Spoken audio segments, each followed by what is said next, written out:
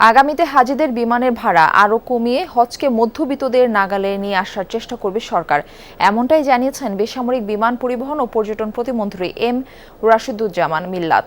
খাবারের দাম ও মান নিয়ে হজ যাত্রীদের অভিযোগের প্রেক্ষিতে হজ ক্যাম্পে থাকা ক্যাফেটেরিয়া পরিদর্শন শেষে এই কথা জানান তিনি। বলেন, অভিযোগ পেয়েই দুদফা কমানো হয়েছে খাবারের দাম। এছাড়া নিশ্চিত করা হয়েছে স্বাস্থ্যকর উপায়ে খাবার পরিবেশন।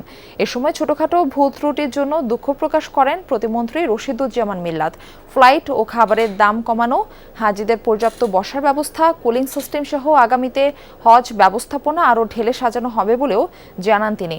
এবার হাজিদের জন্য বিমানের ভাড়া 12,000 টাকা কমানো হয়েছে।